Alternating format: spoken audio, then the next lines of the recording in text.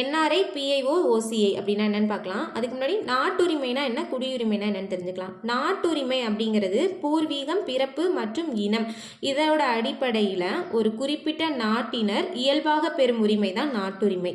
குடியுரிமைனா என்னன்னா சட்ட நடைமுறைகளுக்கு உட்பட்டு ஒரு நாட்டோட அரசாங்கத்தால் தனி ஒருவருக்கு வழங்கப்படுவது குடியுரிமை.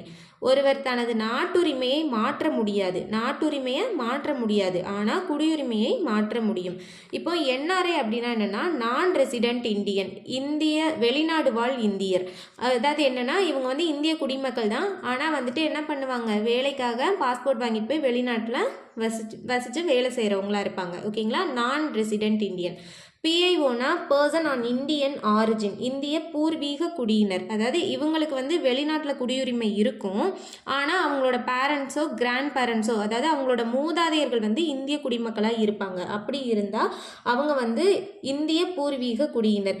எந்தெந்த நாடுகள் தவிர மற்ற நாட்டில் வசிக்கிறவங்கன்னு பார்த்தோம்னா பாகிஸ்தான், வங்காளதேசம், ஸ்ரீலங்கா, பூடான், ஆப்கானிஸ்தான், சீனா, நேபாளம் இந்த நாடுகளில் இல்லாமல் பிற நாடுகளில் அவங்களுக்கு குடியுரிமை இருக்கும். அப்படி இருந்தால் அவங்க இந்திய பூர்வீக குடியினர்.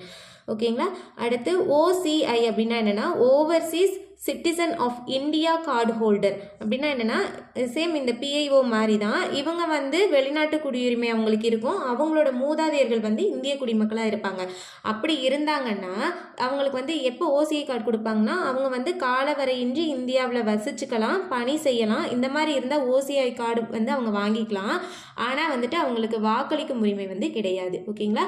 இந்த பிஐஓவை வந்து நீக்கிட்டு அதை வந்து ஓசிஐயோட இணைச்சிருப்பாங்க. எப்போன்னு பார்த்தோம்னா 2015 ஜனவரி 9 முதல் இந்த பிஐஓ முறை வந்து இந்த அரசால் திரும்ப பெறப்பட்டு ஓசிஐ முறையுடன் இணைக்கப்பட்டுள்ளது. இப்போ இது என்னன்னு பார்த்தோம்னா இந்த ஜனவரி 9 வந்து வெளிநாடு வாழ் இந்தியர் தினமாக கொண்டாடப்படுது. ஓகேங்களா.